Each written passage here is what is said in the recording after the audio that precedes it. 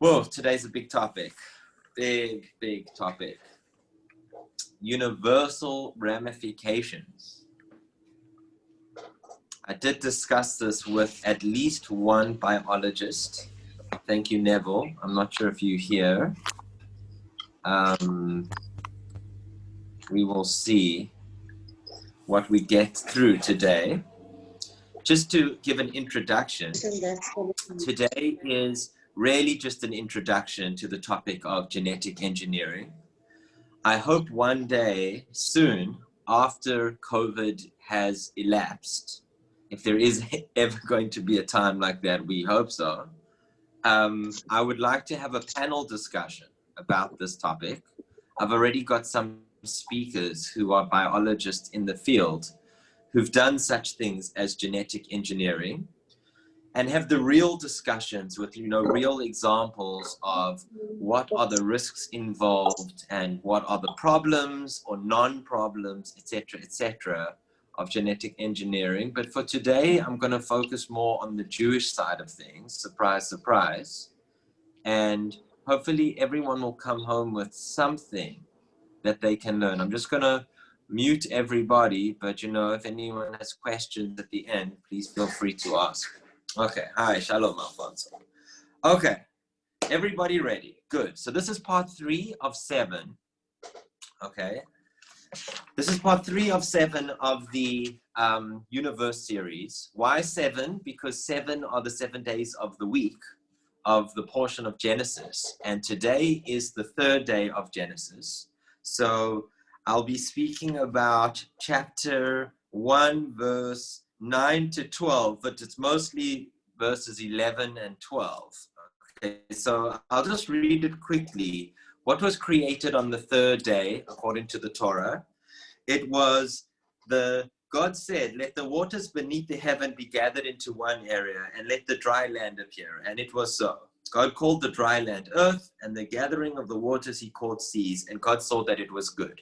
Okay, we discussed a little bit about water last week. Again, there's a lot more to discuss, but I wanted to focus on the plants as opposed to the land.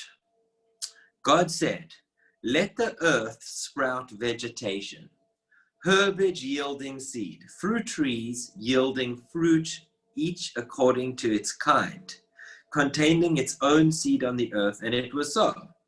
And then what happens? The earth does it. And the earth brought forth vegetation, herbage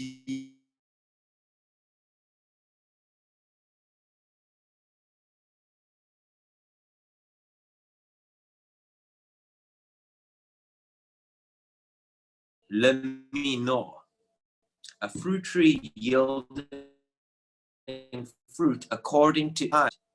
That word, according to its kind, is that a critical element? Do trees have to give fruit that, if you've got an apple tree, the seeds in the ground are going to produce an apple tree.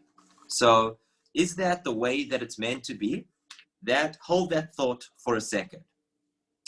Let's get now into genetic engineering for a second. GMO. Whoever saw the video that I sent, many people in the United States, as well as around the world, don't even know what GMO stands for. Genetically modified organism. What exactly does it mean? So I read a few articles about this, but the main one I'm quoting is from the University of Ohio, as well as lifescience.com. So lifescience.com introduces this concept of GMO, and it says genetic modification is the process of altering the genetic makeup of an organism.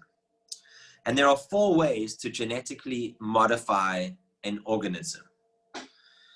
First one, the oldest way, called selective breeding, and human beings have been doing it for thousands of years.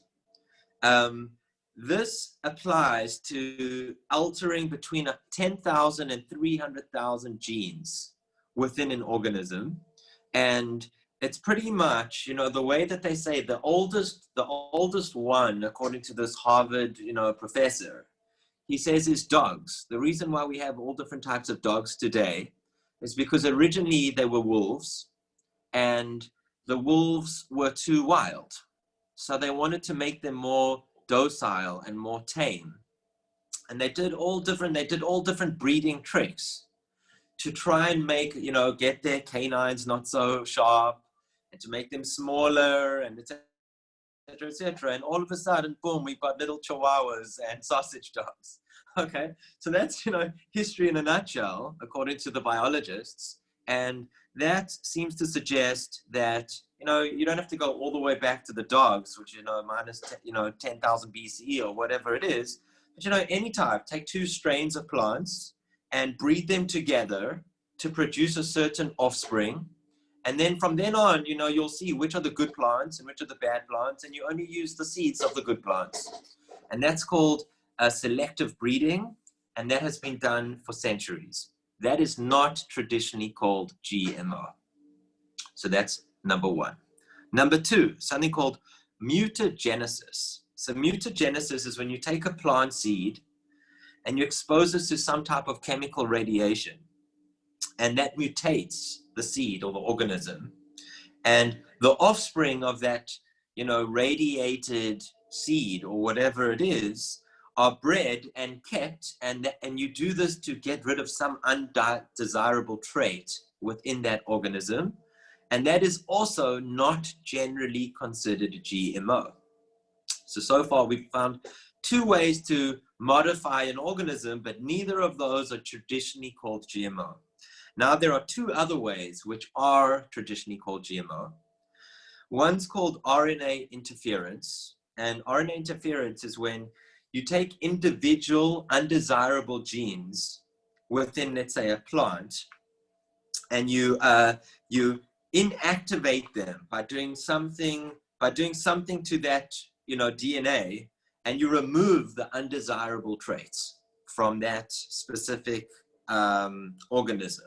That is considered GMO. So there's no mixing of different species there.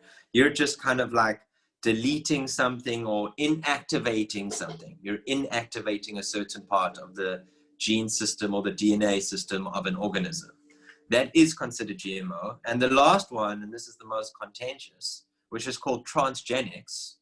Transgenics is when you take a gene from one species and you implant it in another species to produce a desirable trait.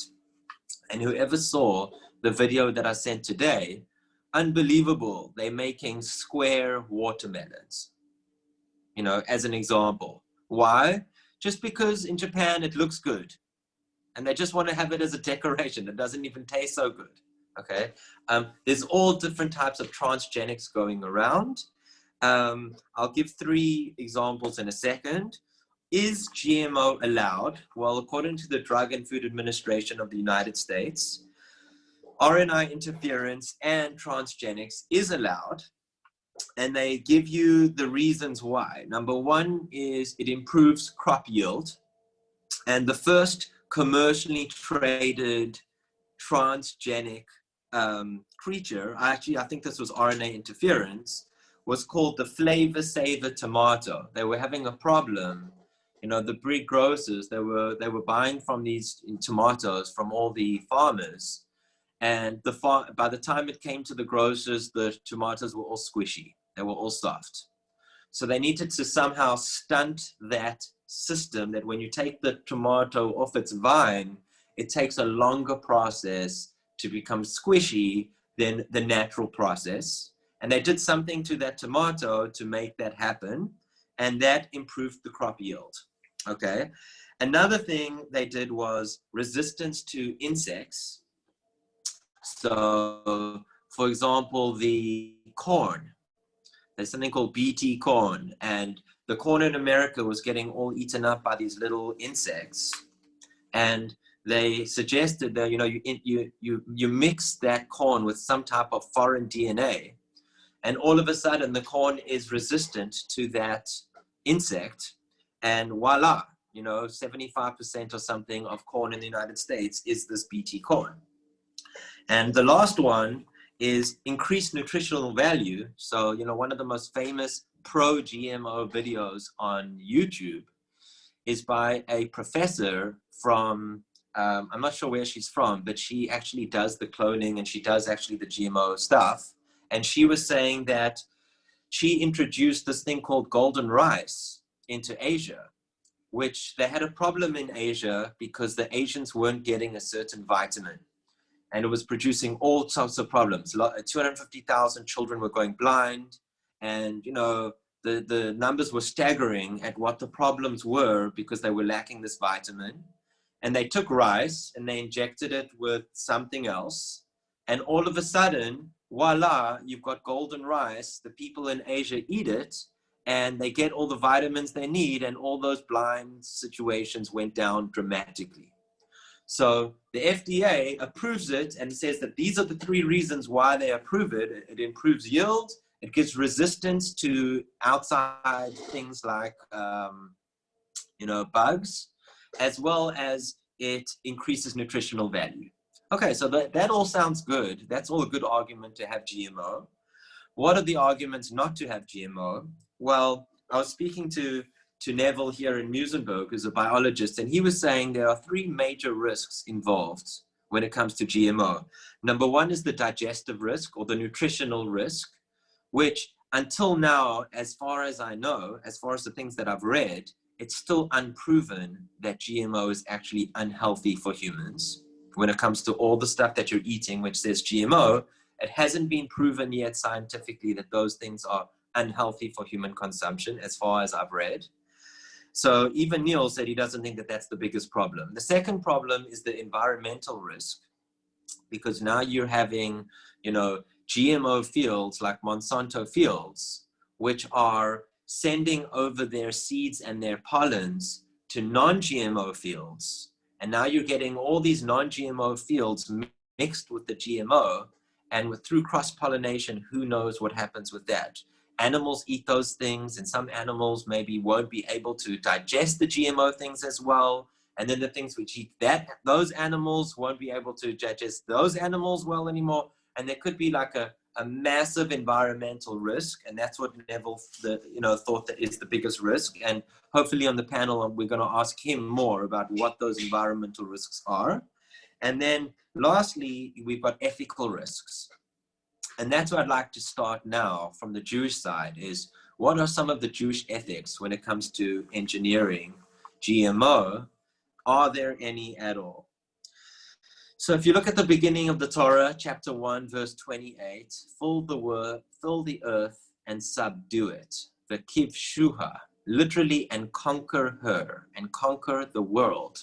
What does that mean that Adam and Eve were told, or humans were told, to conquer the world or subdue it? Depends on how you translate that word, v'kivshuha. So the Ramban, on that verse, and I'm quoting the Ramban, this is just in English, it's a translation. God gave humanity power and authority to do as they want with animal and vermin and creatures in the dust, and to build and uproot the planted, and to mine copper from the mountains and the like. Seemingly, the Ramban is saying, human beings, go conquer it. If you want to go fracking, go frack. If you want to go and uproot everything from the field, go and uproot the field. The world is yours. Do to it as you please. It is a directive from God, and conquer it. Sforno, another Jewish translator from the medieval times, says, and again, quoting him, hold back the animals. He has a specific thing. He has a nuance that he thinks it's talking about the animals.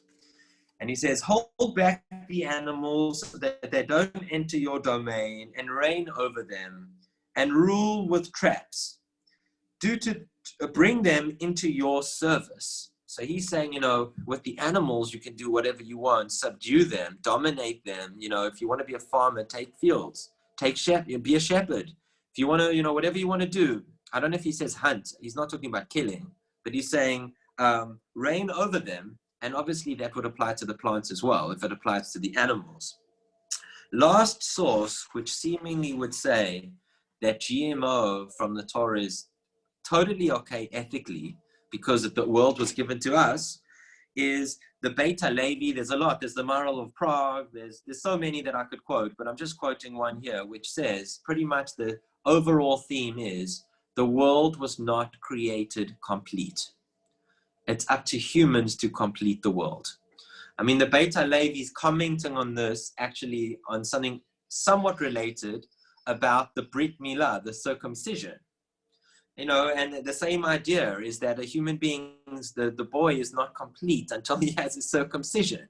You know, he wasn't created complete, he was created incomplete. It's kind of like the opposite logic. You'd think that if you're removing something from the body, you're incompleting yourself, but he views it the other way around, that you're born incomplete and you're meant to do the circumcision to complete yourself. Likewise, in creation, the world could have been, God could have created the world that, you know, you put a seed in the ground, the stalk grows, the corn is ready, you cut it down, and voila, you open it up and it's already ground into powder for flour to make bread. God could have made it that way, but no, he didn't make it that way. He made it that you open it up and there's a whole grain that requires many, many steps to get it to the point that you can make bread.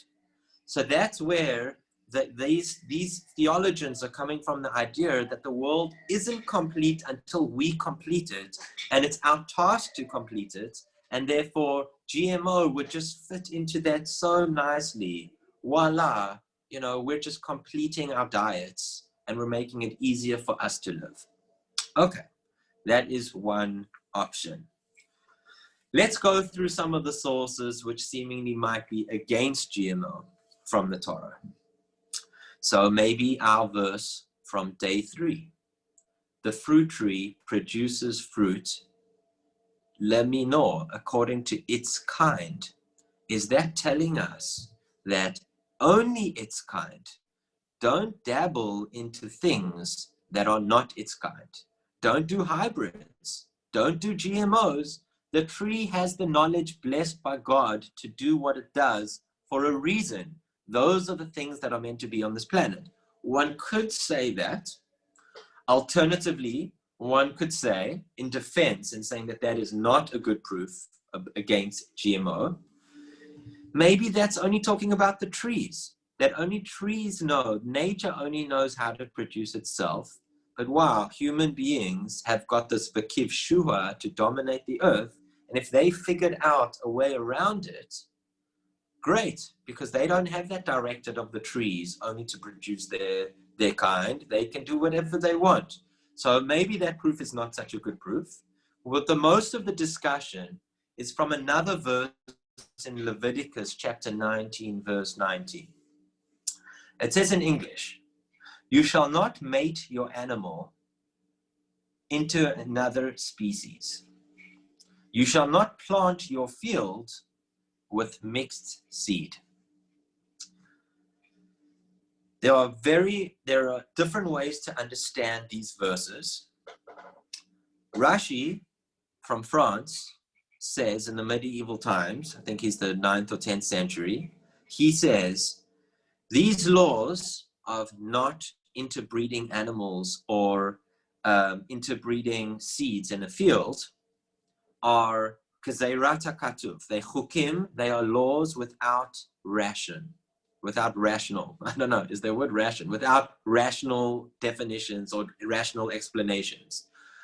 He doesn't know what the reason is. Maybe they have reasons in godly world, but on earth, Rashi didn't know them, and therefore it's hard to say from what Rashi understands. He doesn't give a reason for these laws, so therefore we don't have any proof for GMO or anti-GMO from this. The Ramban, in the Guide to the Perplexed, chapter 3, verse 37, he says that this kilayim, this mixture of either animals or plants, was a practice that idolaters did. And we're not meant to do what the idolaters did. So therefore, we're not allowed to do these practices of interbreeding animals or interbreeding plants, because that's what idolaters did. But the assumption in the Rambam is that if GMO is nothing to do with idolatry, then seemingly it would be okay. So this might be our first source, according to Maimonides, that maybe GMO is okay. There's no violation of crossbreeding because that was only an idolatrous practice that used to happen, and today we're not doing it for that. The Ibn Ezra, the next commentary, he says, crossbreeding is forbidden because it negatively affects the directive of God, the divine directive, which was God to the plants saying, and to the animals saying, you guys need to be fruitful and multiply. I'm blessing you, the plants and the animals, that you will have children and they will have children and that you guys will exist for however long this world exists. So by us doing anything that maybe stops that process of the plants being able to reproduce might be a problem. And we know that I think we know, I mean, I have to check this out, but I think when you breed a horse with a donkey, you get a mule. And I think a mule can't have children.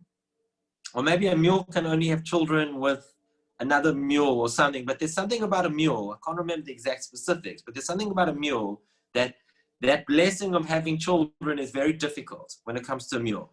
So that's the Ibn Ezra. You know, you cross things, you're getting into trouble because those things might not be able to have progeny themselves. And then you're taking the directive of the blessing of God to the nature, you're taking away. So according to the Ibn Ezra, it might be a problem to do GMO when you're affecting how those plants will be able to have children in the future. Okay. Lastly, the Ramban. And this one, the mule is sterile. Thank you. That's what I thought. That's the word I was looking for. The mule is sterile. Thank you, Alfonso. Last one, the Ramban. And this is a lot stricter than the Ibn Ezra. He says that crossbreeding of animals and plants is tampering with God's creation, which you are not meant to do. Nature is the way that it is for a reason. Crossbreeding implies that the world that God made is lacking something. If God wanted a mule to exist, God would have created mules. By the fact that they weren't there originally and it needed humans to put a horse and a donkey together in a pen and maybe actively force one on top of the other, that is a definite no-no. And the Ramban seems to suggest that it is a corruption of nature. So that is our first source in ethics, that the Ramban and maybe the Ibn Ezra as well as others, seem to suggest that we're playing God and we should not be doing this on an ethical level. Now, just to, clarify, I know that I'm saying a lot of rabbis' names.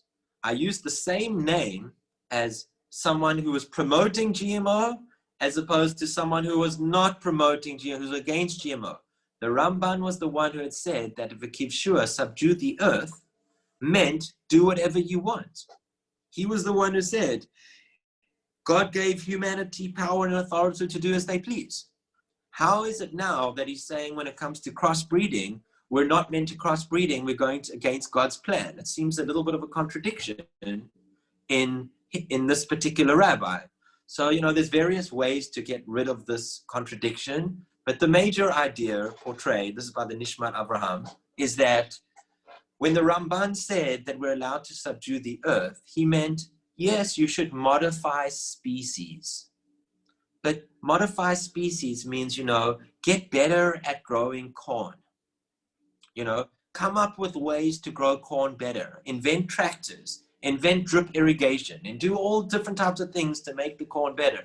But don't put like spinach DNA into corn to get rid of the animals that are going to eat it.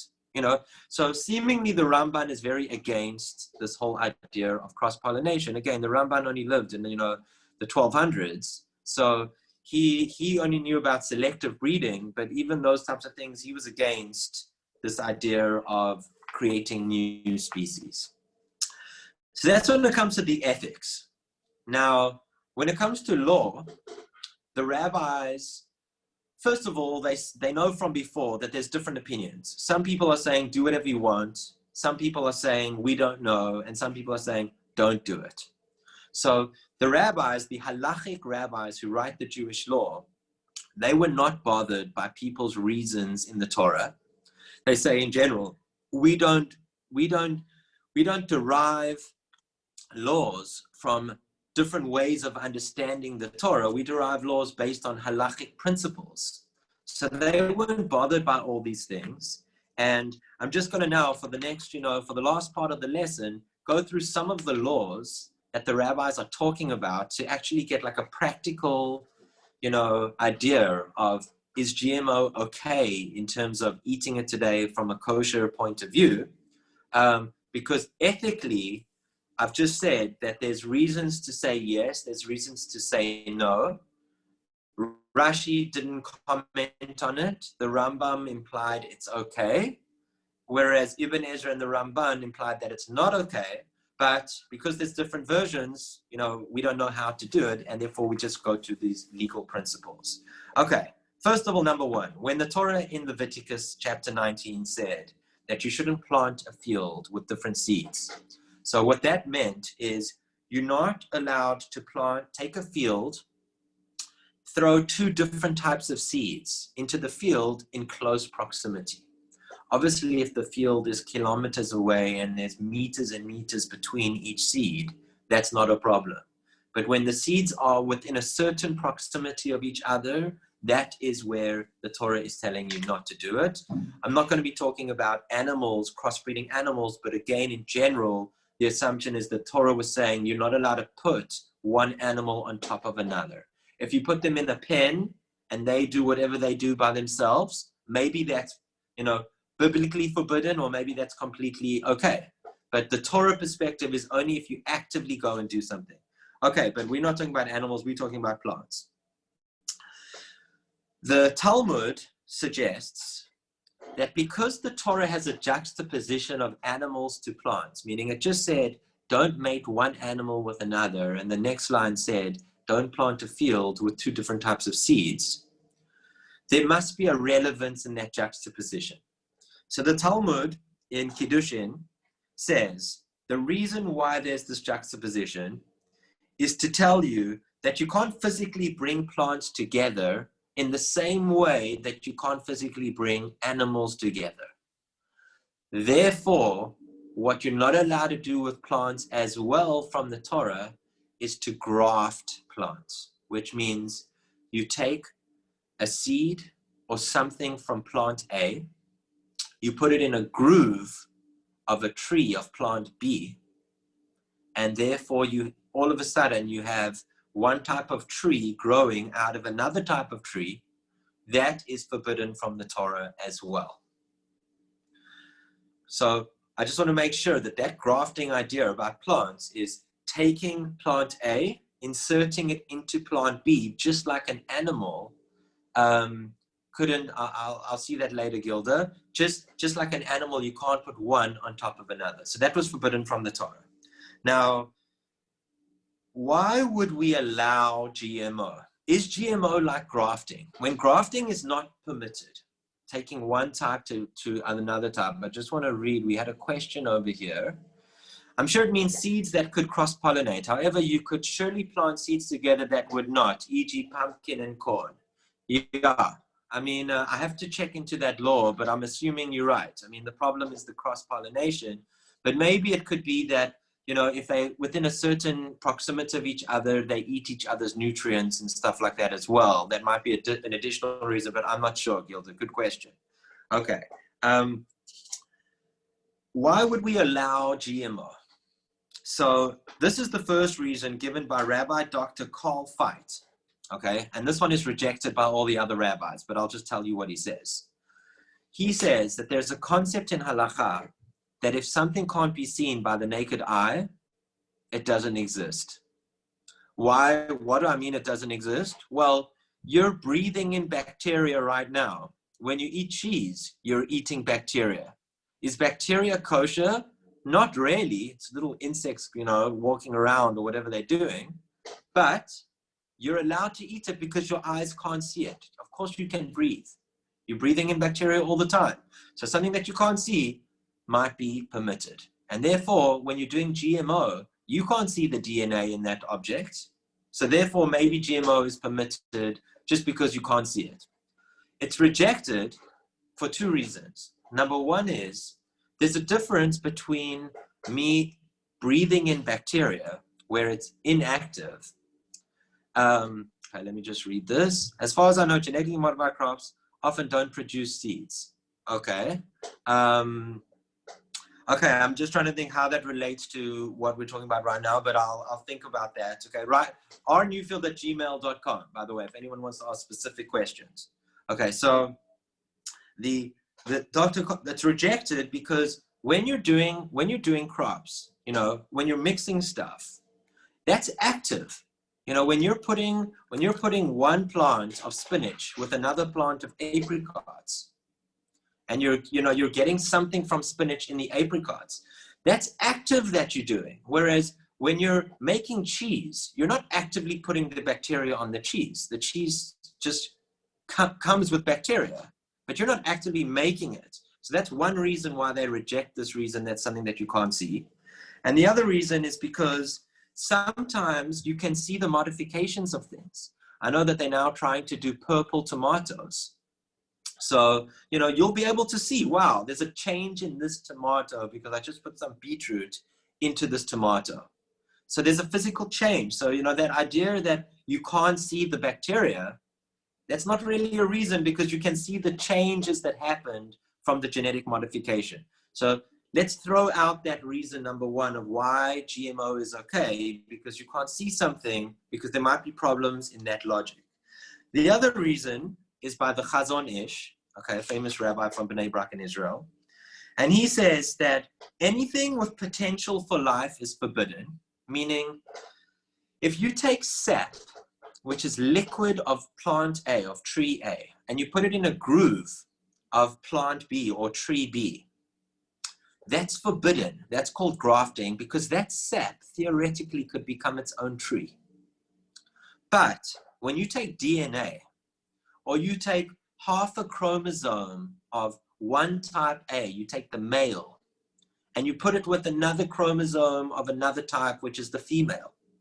That chromosome on its own, that half a chromosome, that cannot produce anything. It needs the other half to produce something.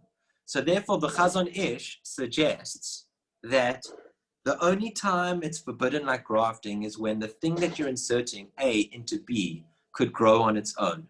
But if it couldn't grow on its own, it's not because you can't see it. It's because it can't grow on its own. It's not considered its own thing, and therefore you can mix them together. That is the Chazon Ish's reason why GMO would be okay. There are other reasons given over here. I'm just going to give one other reason here because we're running out of time. This is from Professor Eliezer Goldschmidt and Dr. Ari Meoz. They talk about degrees of separation. And what they mean by degrees of separation is that normally when you're mixing things together in GMO, there's two things that you could be doing. You're either mixing type A with bacteria and then inserting it into type B, or you're mixing it with nucleic acids and cloning. And either way, when you're putting in type A into the bacteria or into the nucleic acids, which then go into type B, when it goes into type B, you don't label it as type A. You label it as bacteria with type A or nucleic acid with type A. And therefore, it's not really mixing because the type A has already fallen away because it's so small relative to the thing that's going into type B. So that's another reason why GMO is permitted, because it's not really that you're inserting A into B. It's like you're inserting something which has A into B and it's not A itself. So that's another reason why GMO is permitted. Now, just to end off, the final halachas, and this is where it gets so crazy. Okay? This is where you really have to get your mind around this to think about it. It's almost like a meditation one could go into. So up till now, we've discussed that there could be ethical problems with this cross-pollinating and with this cross-breeding. At least according to the Ramban, there is. But I already said, the rabbis of the Jewish law are not bothered by reasons that some people have of what potentially the Torah meant, because they're dealing with halachic, ways of interpreting the Torah that are not, founded on anyone's particular reading of their explanation of the Torah, which the Torah doesn't give. So that's the first thing when it comes to ethics. It's unclear. And, we'll have to, when we do a panel discussion one day, we'll have to see more about what ethics exactly are, what problems there are. I mean, one day we can do a talk about CRISPR, which is more than genetic modification. It's when you're editing DNA. And that's even on humans. You can make your eyes green, and you can make your lips thin, and you can make your hair grow, and you can make all these types of things. And literally speaking, I mean, human beings will be able to make an Aryan race, just like Adolf Hitler wanted to do, but we'll be able to do it genetically. Is that ethical, and what risks are involved? I mean, what happens if they get into the wrong hands? Those are discussions for biologists and for, public advisors, etc., etc. But when it comes to just the Jewish view, the ethical view in general is we're not sure what the ethic is, but it is permitted for one of those reasons that were given above. When it comes to the final halakha, this is from the OU Kosher website. Is GMO kosher? Yes, it is, but beware of any health issues if there are. Again, I said health issues haven't really been proven, but the rabbis on the OU just want to say, we don't know that, but it is kosher from the Torah perspective, just we don't know about the health issues. Number two, is GMO kosher from a second kosher species? So when you're mixing two different species together, like transgenics, is that kosher? Again, yes, it is. Yes, it is. Even if the actual object is unkosher, its offspring would be kosher. So in other words, it is kosher, GMO, and I've only got 2 minutes, that's why I'm rushing. The final thing, this is the craziest idea. This is from the OU Kosher website. They wanted to make salmon that grew more quickly, and they injected it with some DNA of a non-kosher eel. So eels, you're not allowed to eat eel. And they injected the salmon with DNA from an eel. And the question was, is that kosher? And believe it or not, the OU Kosher website said that it is. Why? Because they do not view that DNA is the eel. And for one of those reasons above, that was